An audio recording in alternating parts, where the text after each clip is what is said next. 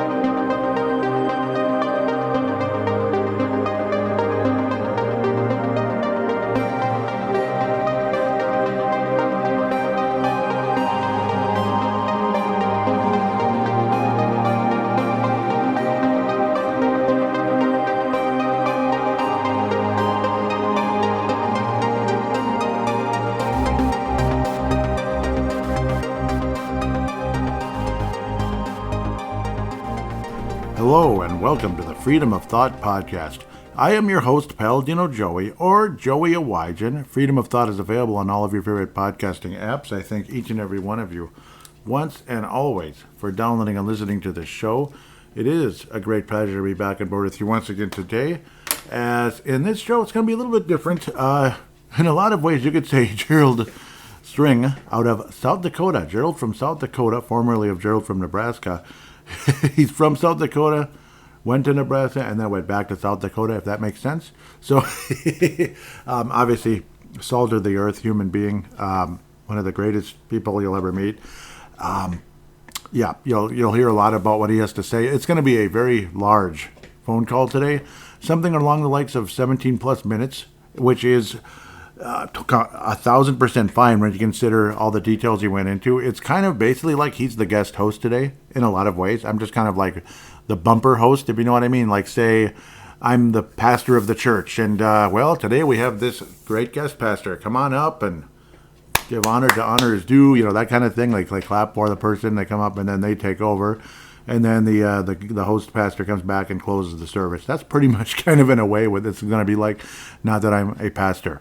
No, but what we would like to believe, this is a Christian conservative-based podcast, be it if we get political a little bit, or science, or a little bit of,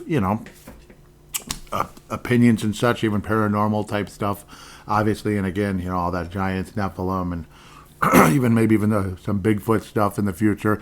But who knows? Maybe Gerald's got something to say about that someday. That'd be kind of cool. But in this case, we're looking to keep America great. Keep America great. Stop messing around with things, this and that, like listening to the media and all of that. So otherwise, I've babbled enough thus far. I'll keep my opinions to what Gerald has to say until the closing of the show. So, Gerald, take it away, buddy. Hey, Joey, Gerald out of South Dakota, calling for Freedom of Thought. Love the show. Love all the shows, you know that. So, actually, the last show you kind of mentioned something, and it's a little bit of a hot button for me, and it's a little bit near and dear to my heart, so I just wanted to make some comments. And nobody has to agree with me. This is just from my perspective, so that's kind of freedom of thought. But, so, Joey, I don't know if you know what I do for a living, but I grew up on a farm. My whole career I've been working with farmers, and now I help people that work with farmers. So I've been involved in production agriculture my whole life, all 57 years. That's the only thing I've ever done. So I've spent a lot of time out on the farms, a lot of time with farmers. I got to tell you something. So our problem is we're probably less than 2% of the population. For whatever reason, the social media comes after us all the time. I mean, they tell you that we're evil people.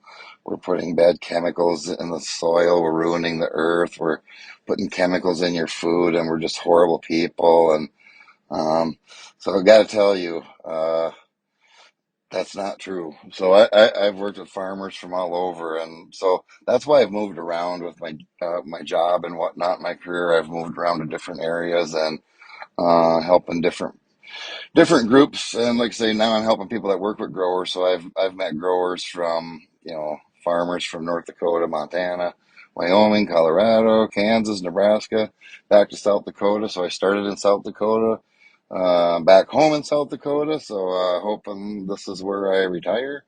Hopefully I'm home. It's been a great career.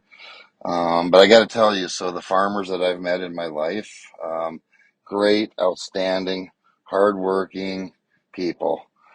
Just very, very, very good people. They are the biggest stewards of the earth that you will ever find. Some of the value of this farm ground is anywhere from $5,000 up to $40,000 an acre. These growers are not going to do anything, and I mean anything, that's going to hurt that soil, that's going to jeopardize the production in the future. That would erode that soil, that would pollute that soil. That's their 401k program. Okay, that's what they pass down to their children. Most of the farms that I work with are usually family-orientated farms or have been passed down, many of them. And I'm just telling you, they're the biggest stewards um, of the earth that you'll ever see. And so people are telling you we're using all these bad chemicals and, genetically modified and all that. I mean, the genetically modified corn and beans that we have today are, there's so much science and so much safe, common sense science that went into those. The quality of it is so much better than what we've had in the past. Our yields are better. Um, so the pesticides that we use out in crops, and we don't use any more than we absolutely positively have to. It's expensive. They don't want to put anything out there that they absolutely don't need, that goes into that crop, and just try to produce the best, highest quality, safest, highest yielding food that we can. Those pesticides that we use are the same pesticides you use in your golf courses, recreation areas, playgrounds, parks, ball fields. It's the same. You can go down to Walmart and get the same products that we're using out in the farm, lawns, gardens. I got to tell you, one thing you can study is the water that comes out of big cities is way more polluted than what our farm ground is, or the irrigation water that we're using. The pesticides that get used in the big city just get way overused, and you don't even think about it. But it's the same. I mean, it's the same. And no, they are big time stewards of the soil, but the best people you'll ever want to be around. And I'm going to argue: are we living longer lives or are we living shorter lives? I'm going to argue we're living longer. I mean, you'll read about people that are outliving their retirements and 401ks. That's because medicine's better, nutrition's better. And the food supply is much better. I mean, we have the highest quality, biggest selection of food the world has ever known. Um, and that's just all there is to it. That's how it is. And if you want to use what the good Lord gave you, just use some common sense and you exercise. You can go down to Kroger's or Safeway or Walmart, and they have a high selection of high quality produce, and you can live a long, healthy life. You don't have to be afraid. And so now I'm going to really step on some toes.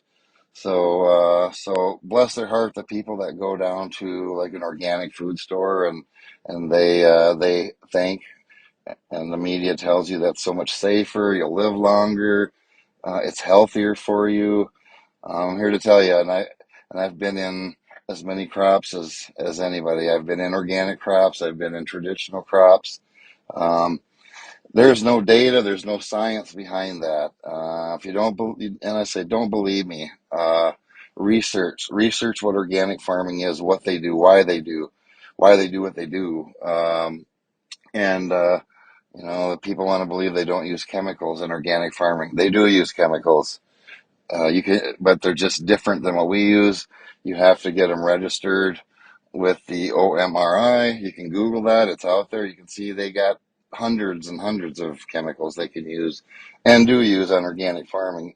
Not as efficient as what we use, and so the organic farms or fields that I look at, they're not fertilized as well. So if you're trying to tell me, a crop needs food just like an animal, just like a person. And so that's what we do in crop production is really watch the fertility. So I'm going to say, though, they're less fertilized. They're not as efficient as controlling bugs, diseases, weeds, and so you end up with less yield. That's what you end up with, and a less quality crop, in my opinion. And so the organic company is going to come out. They're going to pay you, like for an organic soybean, they'll pay you $30, $35 a bushel.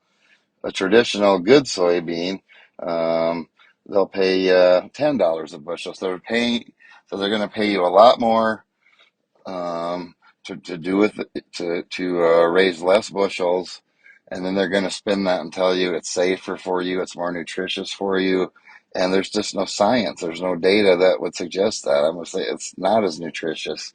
Go look at your organic food in the store and compare that to your normal produce, the color, and the other thing is it's more expensive. So to me, it's a conspiracy. I mean, they're paying these growers, and there's nothing. I mean, organic's fine if that's what you want to do, but the way they're spinning it to me is a lie, in my opinion. So you're thinking you're getting a more nutritious. You're thinking that we haven't used any chemicals at all on there. Well, maybe they have, maybe they haven't, but there's hundreds of chemicals that are registered in fertilizers. A lot of the fertilizers aren't synthesized, so they kind of talk about, well, we're not using synthesized products. Well, they use, for instance, hydrogen peroxide that gets used in organic crops. I don't know where you can find hydrogen peroxide that isn't synthesized or what I'm saying, man-made. So I don't know any natural streams or lakes of hydrogen peroxide where you can go out and get some fresh hydrogen peroxide and put that on your crop. So to me, it's a lie, or just how they spin it. But just be aware. That's all I'm saying. Just be aware. I know that's going to offend a lot of people, but like I say, don't believe me, but don't believe the media. I guess you can believe the media, or you can study the science, or you can do what I do. I have to go out and look at the crops. I'm out all the time looking at crops. I've been in the organic fields. I've been in the traditional fields, and so yeah. I mean, like your beef in your store. I mean, go to your really good meat counters and look at the different colors, the quality of the meat. And it's like these people are like, well, gee, I gotta have grass-fed beef with no antibiotics. Yep, that's what I wanted. It's healthier and safer. I'm thinking to myself, are you kidding me? So, I mean, whoever told you that antibiotics was bad for you? I mean, why do you think that? So if I'm a cattle owner and my herd gets pneumonia, you don't want me to use antibiotics? You don't want to get that herd healthy? You want me to just leave them sick and then they get sicker and then I butcher them and then you think that's going to be better for you? Just spin that around the block. When you get pneumonia, you take antibiotics. When animals get pneumonia, we need to use antibiotics to keep them healthy. And that's all there is to it. And there's nothing wrong with grass-fed beef. So if anybody's worried about that, but it's just I've had grass-fed beef, and to me it's terrible compared to corn-fed with soybean meal, minerals, vitamins. That meat to me is so much better. I mean, to me, there's just nothing to. And you know, my grandpa lived to be 101. I mean, the deal about the poisoning of the food and the food supply. If I'm the media and I want to scare people, and control people by fear, what better way than to make you believe that your food supply is contaminated? Yeah, people freak out about that. And I'm here to tell you, the farmers that I work with, we work so hard. We take so much pride in what we do to do the best job that we can to raise the best quality, the best selection of food the world has ever seen. And people want to make you believe that they want you to be scared of everything. And, I mean, is there things in the store that aren't that good? Um, the aspartame in the gum. I don't eat a lot of bubble gum, and girls hitting puberty earlier and having larger, well, whatever. Um, I don't believe this. I don't believe it has anything to do with what we're putting in the food at all. When you look at 100 years ago, um, there wasn't as much pornography. There was no TV. There wasn't sex on TV. Girls knew how to dress when they went to school. People knew how to dress. And so from the time these girls are born, that's all they see.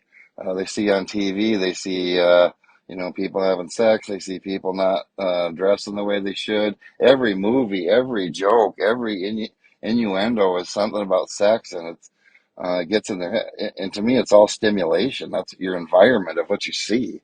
Um, that to me makes a lot more sense because I'm pretty close to the food supply and I don't know anybody. I don't see anything that would suggest that we're putting anything in food that would jeopardize. Can you get over the top on some of your preservatives and some of that kind of stuff? I mean, you can eat fresher if you want to, and I'm not suggesting that. And again, I'm not saying organic's bad. I'm just saying the way they pitch it to you, you think it's so much better, and you think what we're doing is horrible. And that's not what's going on. I mean, that's just not true at all. And so I got to tell you, my mother was a very wise person. She passed away last year. She had such a positive impact in my life. But when I was 6 years old or so, she told me something. I think about it a lot. I think about it just about every day, and you got to think about it for a while. But she told me, Gerald, don't believe anything you hear and only half of what you see. Now, if you think about that for a while, there is so much wisdom in that. I mean, you'll never know.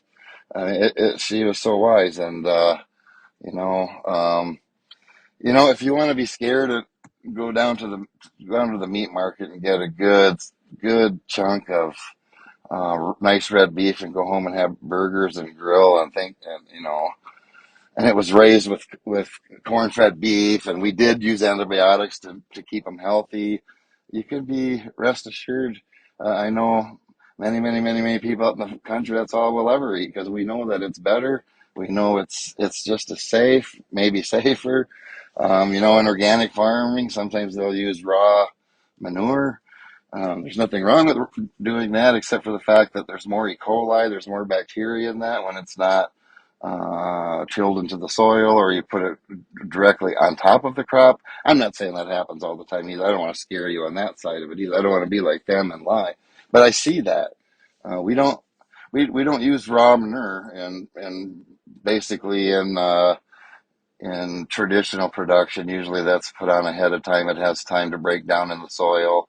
A lot of it gets tilled in. Tilled in when they even go across and plant their crop. And so you can go to the store. You don't have to be scared. You can listen to the media if you want to, but you really don't have to. Just use good common sense, and you'll be in really good shape. So, geez, Joey, this is really long.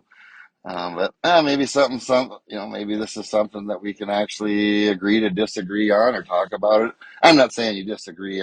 I'm just saying that people in the big city, you don't know that. You're not around production agriculture. So you're stuck with either believing what the media tells you or studying the science. So you'd have to study entomology, plant pathology, horticulture, agronomy. You'd have to study that. There's schools that do a great job of training people the right way. And so I'm very proud of what we do.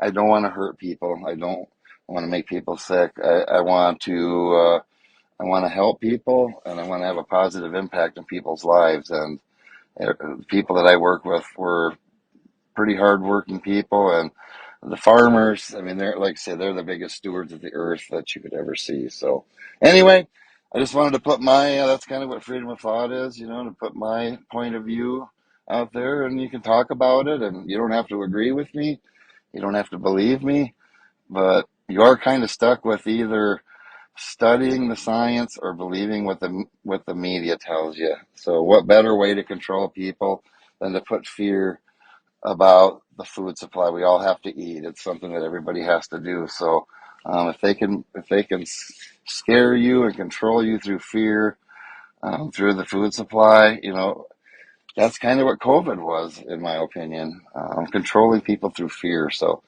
just be aware. I know there's going to be a lot of people that I'm going to offend people when I say that because they're so passionate about it, but there's just a small percentage of people like me that actually study that, and that's what we do for a living.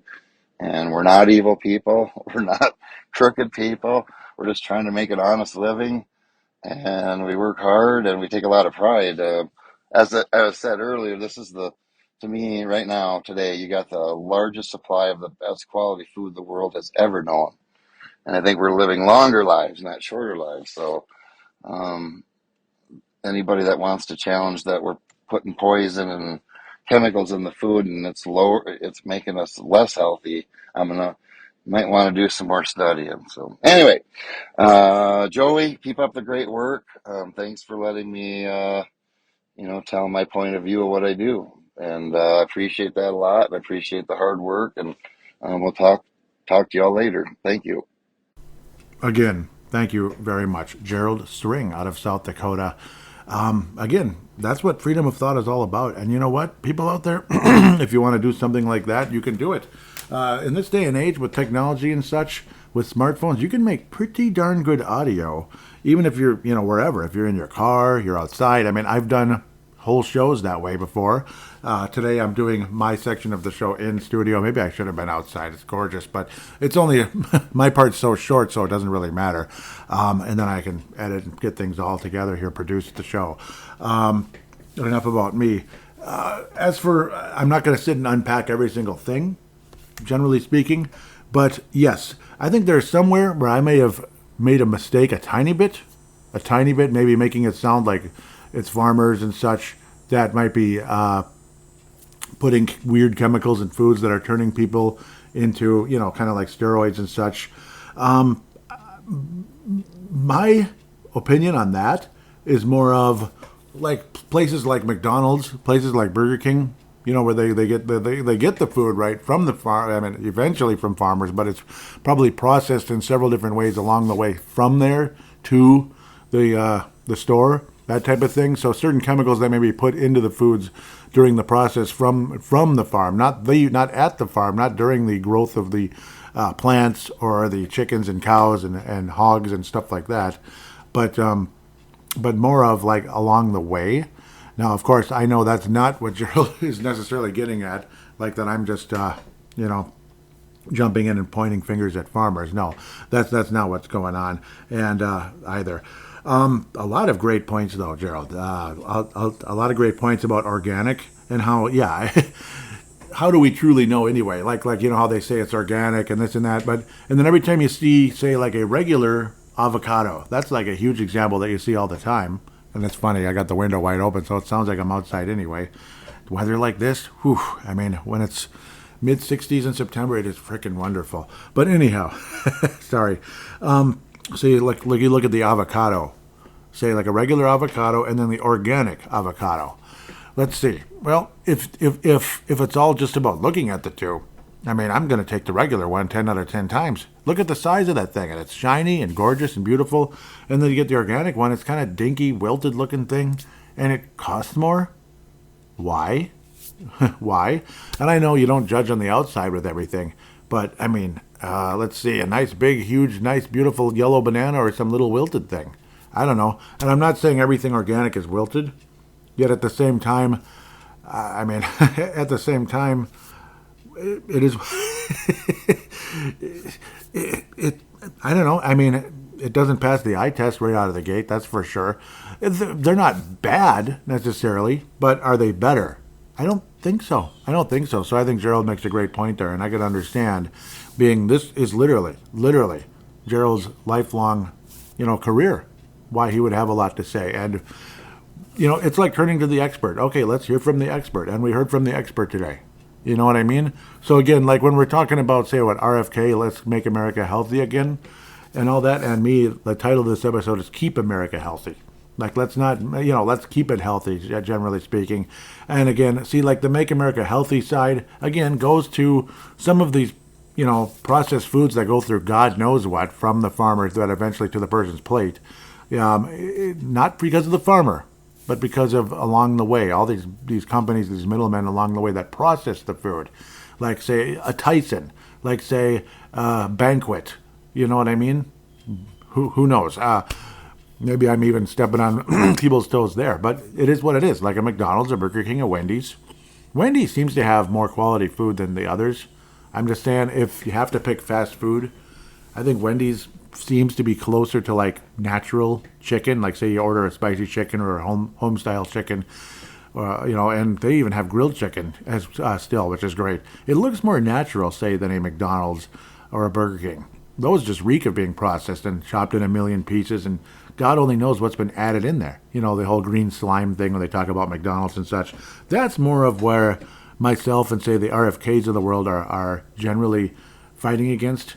And I don't doubt that the media and others have been picking on these farmers and horticulture and all that, and these people that bring the food to the grocery stores. That's wrong. I think that's wrong. And if you want to get organic, so be it. And I don't know what to think necessarily about chemicals that go into this and chemicals that go into that, but I'm telling you, I've always liked tomatoes you just buy at the grocery store versus tomatoes in the backyard. And, I always have, believe it or not. And again, you're going to put pesticides on those tomatoes and apples and such because, like, say, like an apple tree in your backyard, like my dad. If you don't, it's going to be completely ruined. And oftentimes we really haven't put pesticides on those apples, and half the time we don't get any apples because they're completely demolished by bugs. Disgusting. Gross. That type of thing. That's the other side of it. You're kind of damned if you do and damned if you don't, almost in a way. In a sense, you kind of have to have pesticides. Otherwise, you're going to get, there are going to be years, maybe every year, who knows, where you're going to get absolutely screwed. It is, again, ironic how organic is so much smaller. It's actually lower quality because of that. Maybe they're more beat up to hell. And God knows they do put chemicals in them anyway, one way or another. There has to be something, right? And again, they're much more expensive, like how Gerald had an example of something, I forget exactly what it was now, being $10, like, say, the way that we normally see it in the store, to being $33 as organic. Like, holy mother Moses, that's a pretty big difference in price. And it's actually smaller and lower quality. So you're getting less quantity and quality in that sense. Like in the production world where I work, they talk about, quality first, but it has to be quality and quantity. And I remember I always would come back with that answer. And then there was a time when in other areas where I applied for jobs in the past, when they're like, you can't say both, da, da, da, da, da. And it's like, how can I not say both? I don't know. I didn't get hired, so I don't know what the hell to say. Because the quality, well, if it's not done correctly, the patient is not getting the right product and it could be harmful. So quality should probably be a half a step ahead. But quantity, if you're not producing enough, you're not getting the product to the patient. So what's the deal? If you're going to take 5 hours to do one frickin' stent or whatever, pardon my French, versus, like you're more efficient while you're making good quality products, and you can make, let's see, what was I saying, 5 hours, you make 50. Like, pretty big difference, right? That type of thing. So, or 10, or 15, or 20. It's more likely to get to the customer that way as well. So, it's kind of similar here with the farming. Kind of similar. It's like production, right? Quality and quantity. Quality and quantity. If you can't do both, maybe you're probably not good in the business. If it's all just about only quality, and you have like 5 of them versus 50, you're probably not getting too far. You're not getting the food to the customer. There'll be like a famine, that kind of thing. And, well, probably not going to last very long in the business either. Not that organic is bad that way, no. But I'm kind of going in like a very extreme condition there. But extreme conditions can happen one way or another. So again, great points by Gerald. That was awesome. That was awesome. So it made for kind of like very short work for me this week in a lot of ways, because I try to keep this semi-weekly, like Saturday, Sunday-ish, getting the show out. Sometimes during the midweek, like there's really something going on, and I'll hang out and do the show mobile, and in the evening after work, that type of thing. And there's just a lot to say. There's going to be shows like that, but today it was a golden opportunity to jump on board and get to this topic. And Gerald, you get a platinum laced gold star for this show. It was awesome. So Gerald, of course, we met through Purple Mafia. That's my Minnesota Vikings podcast. In case those of you out there care about sports, yes, I do sports podcasts. And well, where this show goes into more real life things, even though sports are real life and people actually get hurt, unfortunately, unfortunately Johnny Gaudreau of the formerly of the Calgary Flames and then the Columbus Blue Jackets him and his younger brother were mowed down by a drunk driver while they were riding bikes the day before their sister, their 2 brothers, Gaudreau's, Johnny and Matthew Gaudreau, mowed down the day before their sister got married. So now, yes, I'm putting that in this show. That'll be on Brave the Wild, my hockey show, Minnesota Wild. Just sad, very sad situation there. Yeah, so that's real life too, of course. It's just that, just saying, obviously, this is like real life per se, like things going on out there. Something like what we're talking about here, keeping America healthy, keep America healthy. Kind of like keep America great, Trump 2024, yes. With RFK, of course, yes. RFK Jr., pardon me. Tulsi Gabbard, isn't that cool? People like Tulsi Gabbard joining on board because she's had enough of the nonsense. Even many years ago, Joe Lieberman had enough. It's just like, what is all this crap? You guys are crazy. Too much. So some others have left as well. But, of course, we've lost people because they were always on the wrong side anyway. George W. Bush, George H.W. Bush, Arnie Carlson locally. What a prick. Absolute, I can't stand that guy. Seriously, I don't like, obviously I can't stand the Bushes either. But, yeah, something about Arnie just, sets me off. I don't know what it is. He pisses me off. Jesse Ventura, libertarian my butt. He's a liberal. He's a liberal with a tiny bit of libertarian in him. That's all he really is. He votes Democrat every election. So, whatever, Jesse. Whatever, Jesse. You're not middle of the road. You're liberal. So, there I go into that again. I apologize. So, yep, again, Gerald, that was awesome. Thank you so much. Really appreciate what you brought to the show today. And don't be afraid to do that again. Anything like that. You got some things to talk about. And anyone else out there. Mark Carlson, people I haven't met. Ray from Kentucky. I'd love to hear from you again, just in case you're still listening. I certainly wouldn't mind. I like Ray a lot. I really did, So anybody else out there? Lee, Canada, Donna Aspinwall, locally here, Coon Rapids. Jump on board. There's others out there, people that I haven't met yet, and I'd love to meet you. Love to hear from you. Call into the show. Basically what you do, to do what Gerald did, you can use your smart device. There's free voice recording apps, usually built on there, like built-in apps, pre-installed, whatever the heck the word is. And you can also install free apps and just press record, treat it like a phone call, like a voicemail, that type of thing. When you're done, you save it and email it to paladinolive, share it, so to speak, paladinolive@yahoo.com, paladinolive@yahoo.com. It is in the show notes. Also, again, there is a support link. Again, those of you that want to support this show to keep things going and make it more and more worthwhile, and hopefully eventually someday I'll be able to be, hopefully very soon I'll be down to one job, with a better income, that type of thing, and have more and more time to produce better shows, especially for this one, and have more time for guests and such. But like a long call-in, that's kind of like having a guest. So that was awesome. See, that's nice. Anybody can do that, and you're more than welcome to. Thanks again, Gerald. We'll talk to you very shortly. Take care, and God bless the United States of America.